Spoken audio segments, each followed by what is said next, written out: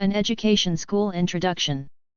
This book covers almost everything in education from before birth to the end of grade school at about 18 years old. I cover these broad areas. Education starting from before birth to grade school, including preschool and early intervention. The truth about genius: geniuses are born that way. You can't make a normal kid a genius, so all that baby Einstein stuff is a fraud. The formal part of grade school to 18 years old. The emotional, spiritual, aesthetic part of growing up, which is to be able to get along with people, make friends, and find a middle ground between society's brainwash and the real you. Learn the basic requirements to function in society, which are to make money and deal with people. A list of grade school and school board websites. Getting through school. How to do online schooling if you don't like real school. Informal learning on your own, including homeschooling and alternative schools. Lists of parent, teacher, education, and homework websites. Some college prep info. Lists of education organizations. Education activism and fundraising. Most parents want their children to go to school in order to succeed within society, but schooling is not strictly about learning academic knowledge. The number one criteria for success in the real world is a person's ability to get along with people.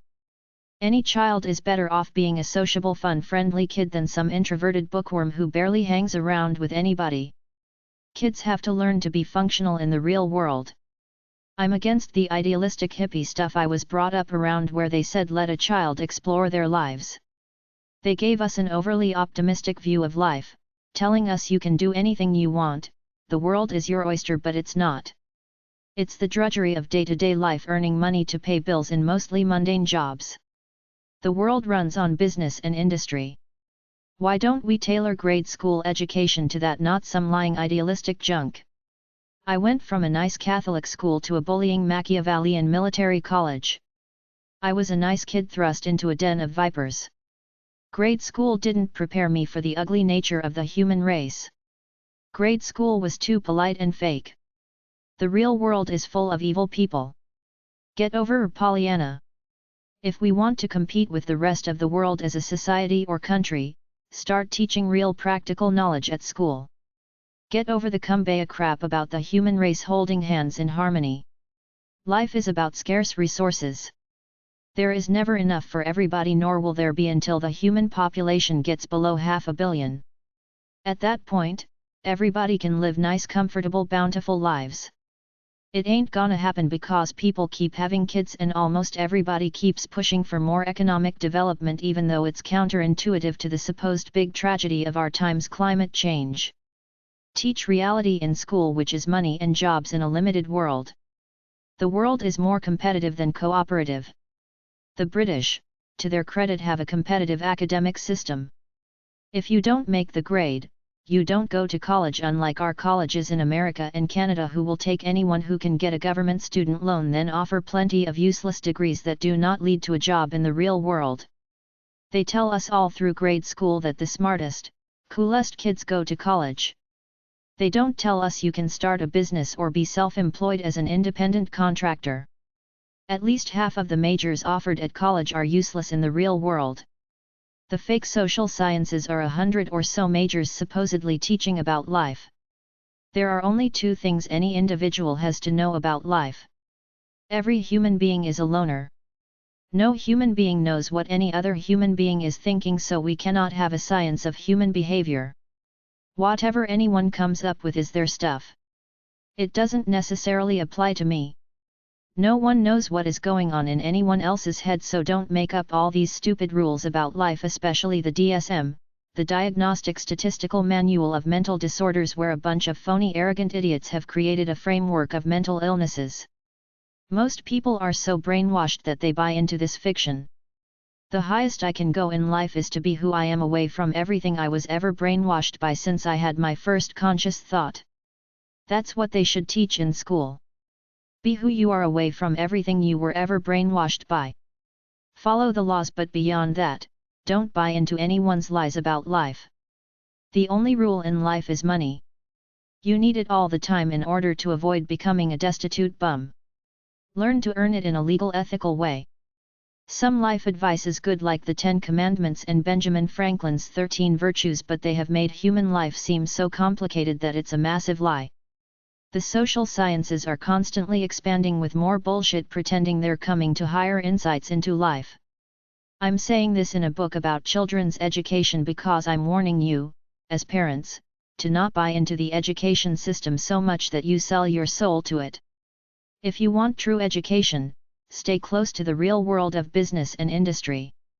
Don't give value to ivory tower garbage or any political ideology. You got the kid alone in his purity. You got the real world of business and money. You got school with an agenda of socialism, government controlling almost everything, climate change, diversity, homosexuality and transgenderism. You got pop culture entertainment, the internet, peer pressure, etc., all trying to get kids to buy into a frivolous cool fantasy view of life. The challenge for me as a presumably good adult is to help a kid make it to adulthood owning their true nature, not being brainwashed by anything, being smart enough to realize they are going to have to earn money to pay their way throughout their entire lives. I grew up with my family, my church, the school, my friends, TV, pop culture, etc. In the end, all that stuff faded when I realized I am me away from everything I was brainwashed by. I believe we should teach that in school. Who are you away from everything you were ever brainwashed by? Then right after that, teach them that they must be useful in the world to make money to survive and thrive. Everybody is responsible for themselves. That's the great rule of life they should teach in the schools. It's always you alone and God. That's the highest order of enlightenment. Stand alone. Be who you are. Live as a decent, useful, modest person. I'm against all political activist environmental agendas of school because that's indoctrination, not education. If you teach anything that has an opposing viewpoint but don't teach the other side, that's wrong. Stick to academic skills and morals. I'm pro-equality and pro-merit. I don't believe in special treatment for anybody except for disabled people. Homosexuality and transgenderism are the agenda of public schools. The government protects homosexuality and transgenderism as human rights, but many people in most of the world think it is a perverted, unwholesome way of life. In all of history up until recently, every society was against it. They didn't want a spirit of perversion permeating the culture. I was raised as a Christian in Catholic schools. I've seen the passages in the Bible against homosexuality and one against transgenderism, which is Deuteronomy 22:5, man must not wear women's clothes, women must not wear men's clothes. If you're a parent sending your child to public school, there will probably be some kind of pro-homosexual education there. As a kid in Catholic school, we had absolute moral standards called the 10 Commandments. Now they have moral relativism, which means that if someone is a thief or a serial killer, it's not necessarily evil. We have to consider it from their point of view. We have to coddle them and say it may not be your fault that you did a bad thing.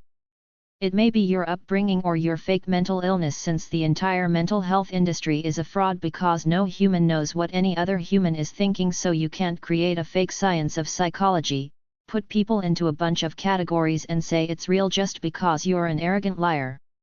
In Catholic school, they taught me that all of us are born evil by nature. We have to rise above it by following the 10 Commandments, the Golden Rule, and accepting Jesus Christ as our personal Savior. They took religion out of schools. Lawrence Kohlberg came up with his stages of moral development, where he reserved a high stage for advanced people presumably like himself who act out of a personal sense of righteousness, but said lower-level human beings act on a sense of rewards and punishments. Pragmatic secular morality is I'll do what I want as long as there's a good chance I'll get away with it, but if I get caught, it's just a part of being a regular selfish human. Keep my mouth shut, take my punishment, and keep stealing and lying because the punishments are minimal anyway. Is morality possible in a secular world? There are moral and character education courses. I don't know if they're teaching them much. What I see in social media and in pop culture entertainment is a kind of showy narcissism and arrogance. It seems cool to be a sarcastic loudmouth punk in the entertainment scene. The world says strut your stuff while Christians say be modest. Do good work quietly. The Bible predicted this in 2 Timothy 3:2. For people will love only themselves and their money. They will be boastful and proud, scoffing at God, disobedient to their parents, and ungrateful. They will consider nothing sacred. I don't see a common ground for morals in a secular society except for anything goes as long as you don't get caught by the cops. At what point does public schooling become detrimental to a child's life? There are other options now. Private schools cost money. Homeschooling takes time. There are some publicly funded charter schools in the cities. Some of them are religious. There is online grade school where a child can teach themselves. This book has got information about educating a child both the conformist and the free-spirited way. No one can be totally free unless they get so much money that they can shield themselves from practical reality, and that's rare. The bottom line is practical reality. People become homeless all the time. Teach your child that money talks. He or she will be a slave to money for life.